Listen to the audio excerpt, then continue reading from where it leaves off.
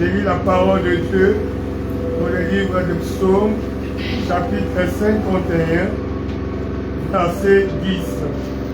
La parole de Dieu dit ce qui suit. Annonce-moi l'allégresse et la joie, et les eaux que tu as brisées se réjouiront. Amen. Amen. 51. Verset 10.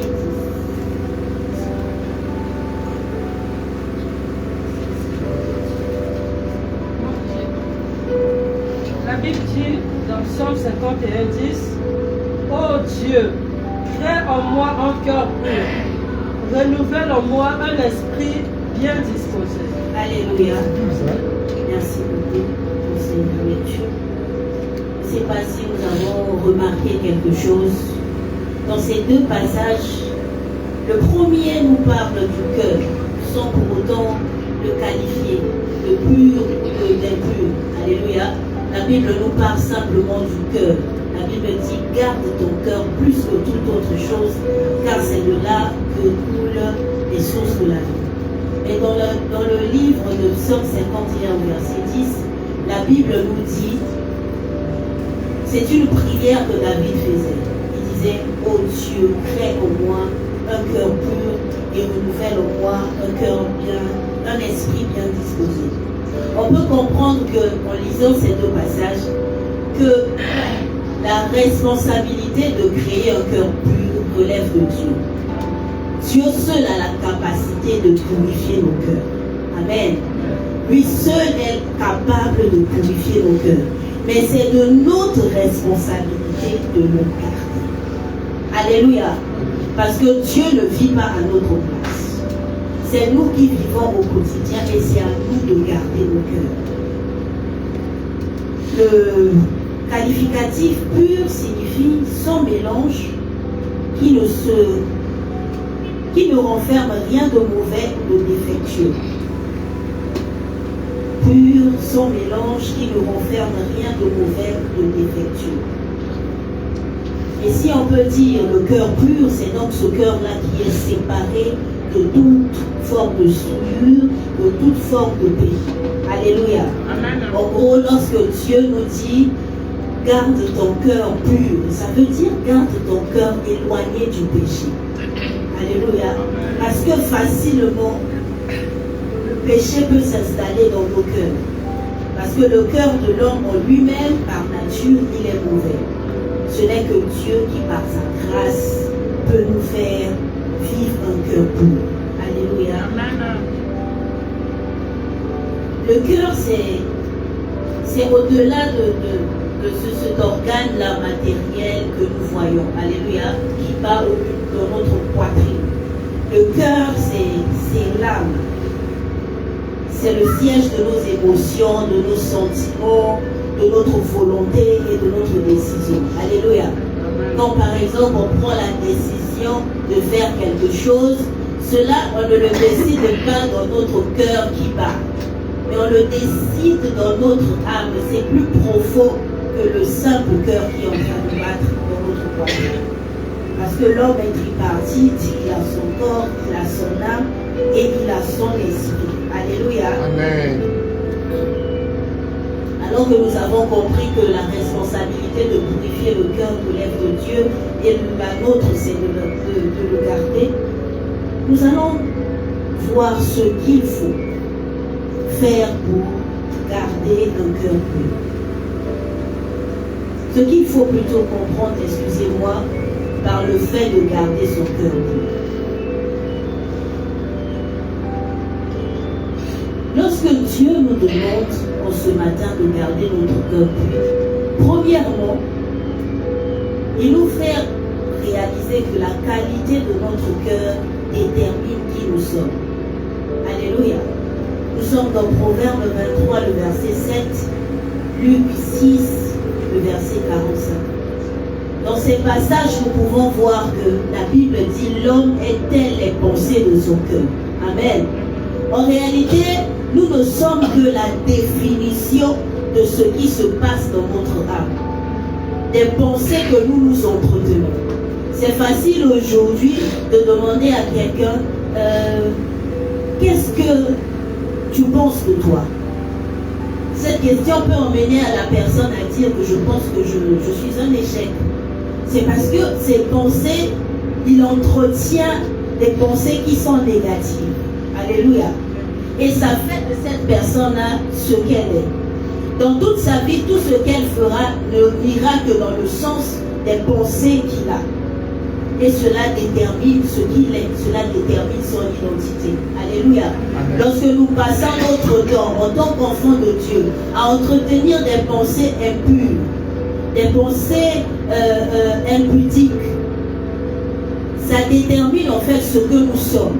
C'est vrai que nous sommes chrétiens, Dieu nous a sauvés, mais le fait que nous puissions entretenir de telles pensées, en réalité, nous ne sommes pas purs au devant de Dieu. Peut-être au devant des hommes parce qu'ils ne nous voient pas, mais au devant de Dieu, nous sommes impudiques. Alléluia. Amen. Je ne sais pas si je vais rapidement. Ça va. Merci. Deuxièmement,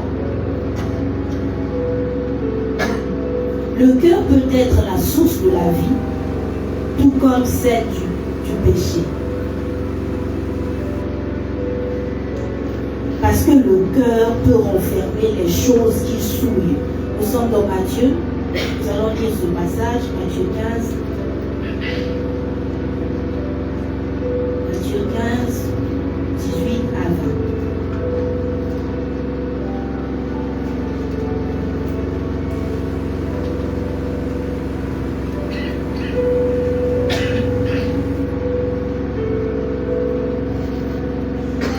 Matthieu 15, verset 18 à 20, la Bible dit ceci.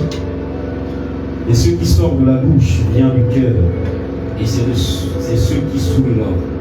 Car c'est du cœur que viennent les mauvaises pensées, les meurtres, les adultères, les impudicités, les vols, les faux témoignages, les calomnies. Voilà les choses qui souillent l'homme. Mais manger sans s'être lavé les mains, cela ne souille point l'homme. Amen. Ce passage nous montre ce qui nous rend impurs. Parce qu'en réalité, lorsque notre cœur est impur, nous sommes aussi impurs. Alléluia. Donc ce qui rend notre cœur impur, ce sont ces choses que nous avons citées, que la Bible a citées. Les impudicités, les impuretés. Alléluia. Toute forme de choses qui peut souiller le cœur, qui peut souiller notre âme, qui peut rendre notre âme impure, notre cœur impur. Alléluia. Amen. La Bible dit que c'est du cœur que viennent les sources de la vie. Si le cœur peut faire couler les sources de la vie, c'est que le cœur aussi peut faire couler les sources impures, les sources qui tuent. Alléluia. Si dans notre cœur, nous pouvons déjà arriver au stade de dire que telle personne, elle et moi, c'est seulement au cimetière qu'on se parlera. Vous n'avez jamais dit ça? C'est seulement au cimetière qu'on se parlera. Lorsqu'on arrive à dire de telles choses, on a déjà, la Bible dit que c'est du cœur que viennent les meurtres, on a déjà tué. Bien qu'on n'a pas saisi la personne avec nos mains, bien qu'on n'a pas empoisonné, on l'a déjà tué quelque part. Alléluia. Si nous pouvons faire jaillir des sources de la vie, c'est-à-dire bénir quelqu'un, dire du bien à quelqu'un, si aussi de l'autre côté, nous entretenons de la méchanceté dans notre cœur, ça veut dire que nous pouvons aussi sortir des sources impures. La Bible dit que d'une même source ne peut jaillir de l'eau douce et de l'eau amère. D'un seul cœur que nous avons, parce que nous n'avons pas deux âmes. En tant qu'enfants de Dieu, nous n'en avons pas deux. Une âme païenne et une âme convertie. Alléluia. Nous n'en avons qu'une seule. Et si nous n'avons qu'une seule âme, nous devons faire de notre mieux, de crier à Dieu comme David, de créer en nous un cœur pur et de nous-mêmes veiller à ce que ce cœur reste pur. Alléluia. Amen. Garde ton cœur pur. Combien de personnes as-tu déjà enfermées dans ton cœur? On est dans la maison de Dieu, on a des ennemis. On est dans la maison de Dieu, on a des personnes à qui on a déjà dit, on n'adressera plus jamais la parole. Est-ce qu'on espère aller au ciel avec ce genre de comportement, ce genre d'attitude? Parce que lorsque Dieu nous voit, il nous voit nos cœurs. Nous voyons que l'apparence, mais Dieu regarde à nos cœurs. Est-ce qu'avec ces choses qui sont dans nos cœurs, que nous traînons jusqu'ici? Alléluia. Lorsque je parle de ces choses, je parle aussi des blessures intérieures. C'est vrai que tu n'as pas cherché ça.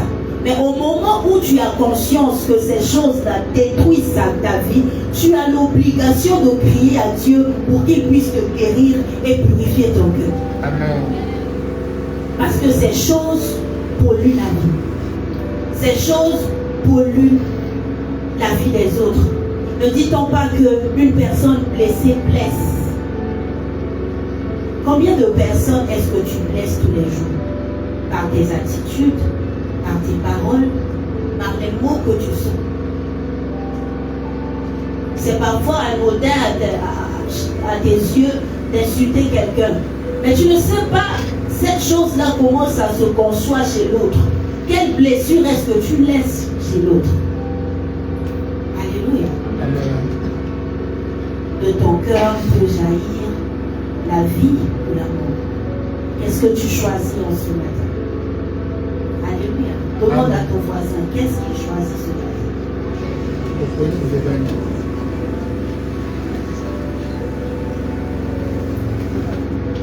Comme troisième point,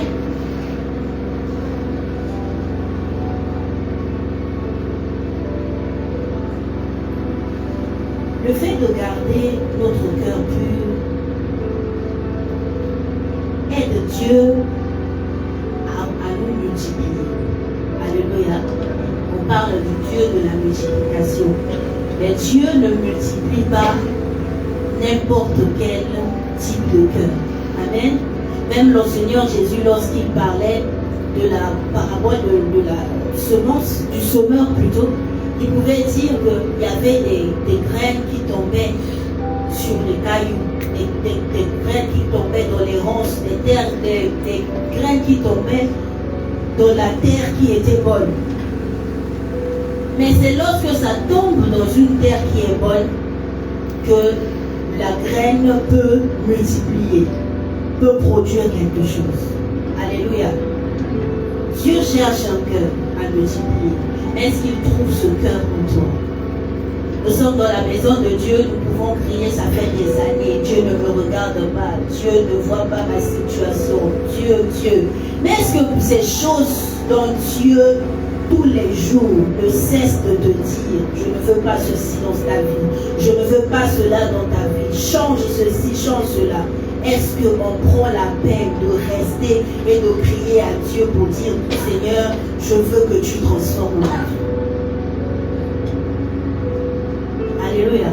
Ça n'embête pas Dieu de nous bénir, ça n'embête pas Dieu de nous donner l'argent dont nous avons besoin. Mais ça embête Dieu de nous donner de l'argent pour que nous puissions aller loin de lui. Ça embête Dieu. Quelqu'un pouvait dire, Seigneur, si tu me donnes le peu d'argent que tu as gardé pour moi maintenant, là, qu'est-ce que ça va t'enlever? Je suis dans ton monde, où est-ce que je vais fuir? Tu ne vas fuir nulle part, tu seras toujours dans ce monde. Seulement ton cœur pourrait être éloigné de Dieu. Alléluia. Dans 1 Samuel 16, le verset 17,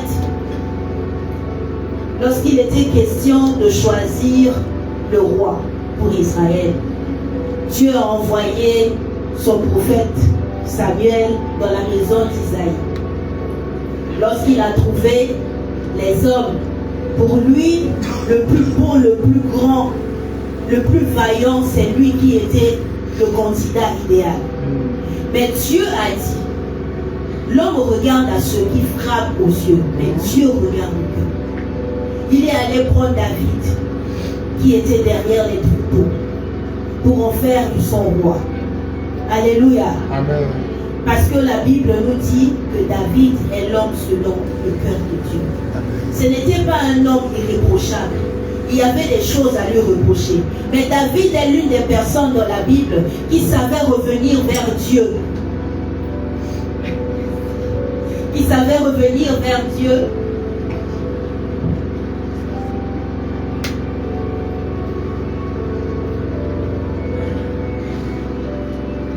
Alléluia. Amen. Qui savait revenir vers Dieu pour implorer sa miséricorde. David, lorsqu'il péchait, il pouvait dire que je pêche parce que j'ai été conçu dans le péché. Dans mon âme, il y a le péché. Voilà pourquoi je pêche. Alléluia. C'était un homme repentant. Voilà pourquoi Dieu a dit que c'est l'homme selon son cœur. Mais qu'est-ce que Dieu dit de toi? Qu'est-ce que Dieu dit de moi ce matin? Est-ce que nous sommes des candidats potentiels pour la multiplication en cette année? Ou est-ce que nous avons encore besoin d'attendre un peu que Dieu travaille encore nos cœurs pour qu'il puisse nous bénir? Alléluia. Pour entrer à Canaan, les enfants d'Israël ont fait plus d'années. Pourquoi? Parce que Dieu voulait les attirer dans le désert pour parler à leur cœur. Alors qu'Abraham, en quittant Charan pour Canaan, il n'avait pas fait beaucoup de jours. Mais les enfants d'Israël, parce que Dieu voulait traiter leur cœur. La Bible dit dans Osée 2, le verset 16, « Je t'attirerai dans le désert, je l'attirerai dans le désert et je la conduirai afin de parler à son cœur. » Parce que pour Dieu parler à notre cœur, c'est important. Le désert, loin d'être quelque chose de difficile, de compliqué, c'est un lieu où Dieu rencontre son peuple. C'est un lieu où Dieu nous parle. Alléluia. Je te dis, si actuellement tu te trouves dans un désert, bien-aimé, tu es le candidat idéal pour la multiplication. Parce que Dieu est en train de parler à ton cœur, pour prendre ton cœur, le purifier, afin de l'emmener à la multiplication. Alléluia. Amen. Le désert, c'est dur, c'est difficile, oui. Mais Dieu ne nous emmène pas pour nous tuer. Il dit, je te conduirai dans le désert pour parler à ton cœur. Parce que lorsqu'on reste au niveau de la terre ferme, lorsqu'on reste là où il y a tout ce qu'on veut, on a du mal à écouter Dieu. Parfois, lorsque Dieu nous dit, nous reproche des choses, on se dit non, ça ce sont mes propres pensées. Dieu doit nous attirer dans le désert pour nous parler. Pour parler à notre cœur, pour te dire exactement ce qu'est ton cœur et pour le changer. Alléluia. Le désert, ce n'est pas que le manque d'argent. Le désert, tu peux être dans l'abondance et être dans le désert. Tu peux être dans le foyer que tu veux et être dans le désert. Tu peux occuper le poste tant voulu mais être dans le désert. Dieu peut t'envoyer vers un responsable difficile, dur, rien que pour parler à ton cœur. Dieu peut te mettre au milieu de l'abondance. Tu as tout ce que tu veux. Mais il est en train de travailler ta loyauté, ta fidélité vis-à-vis de tout ce qu'il t'a donné. Tu es aussi en train de passer dans ton désert. Le désert, ce n'est pas que manquer de tout et de rien, non. Le désert, on peut être dans l'abondance. Mais Dieu parle à notre cœur. Au milieu de toutes ces choses, qu'est-ce que tu choisis? Tu es aussi dans ton désert. Alléluia. Amen. Si tu te trouves dans le désert, dis-toi que tu es le candidat idéal pour la multiplication. De même qu'on est en train d'attendre les prochaines élections pour voir le candidat, le prochain. Alléluia. De même que Dieu, en t'entraînant dans le désert, il est en train de voir en toi le prochain candidat. Celui qu'il va bénir, celui qu'il va élever, celui qu'il va utiliser puissamment. Tout le monde veut être utilisé puissamment. Il n'y a personne, je n'ai jamais entendu une prophétie qu'on dit à quelqu'un, tu seras un petit serviteur de Dieu. Non. Vous avez déjà entendu ça? Non. Tu seras un grand serviteur de Dieu. Dieu va t'utiliser puissamment. Alléluia. Mais pour que Dieu puisse t'emmener là, il va parler à ton cœur. Il doit t'emmener dans un lieu calme. Dans un lieu où tu ne vas pas écouter le bruit de tout le monde, où tu seras focus sur lui, et là tu pourras écouter sa voix. Alléluia. Je t'attirerai dans le désert, et là, je parlerai à ton cœur. N'aie pas peur du désert, même si tu vas manquer d'amis, des habits, de quoi que ce soit. Mais dis-toi que tu seras avec la personne qui a les paroles de la vie. Lorsqu'il t'emmène, c'est pour te donner la vie.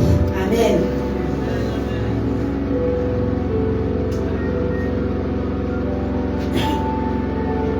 Comment avoir un cœur pur et le garder? Alléluia. Comment avoir un cœur pur et le garder? Premièrement, il faut reconnaître que le cœur de l'homme est mauvais. Nous sommes dans Jérémie 17. Quelqu'un pour lire, s'il vous plaît. Je n'ai pas la même version. Jérémie 17, le verset 9 à 10. Jérémie 17, verset 9 à 10, la Bible dit ceci: le cœur est tortueux par-dessus tout, et il est méchant. Qui peut le connaître? Moi, l'Éternel, j'éprouve le cœur, je sonde les reins, pour rendre à chacun selon ses œuvres, ses voies, selon le fruit de ses œuvres. Amen. Alléluia. Tous ici, là, si on nous pose la question, comment est ton cœur? Tu dis, non, moi j'ai un bon cœur. Moi j'ai un bon cœur. Alléluia. Personne ici ne dira qu'il a un mauvais cœur. Tout le monde ici a un. Voilà. Mais la Bible dit que le cœur de l'homme est mauvais. Nous avons tous un mauvais cœur au-devant de Dieu. Mais c'est Dieu qui purifie nos cœurs. Il faudrait qu'on puisse se reconnaître d'abord, qu'on ne soit pas juste à nos yeux. On est trop juste à nos yeux.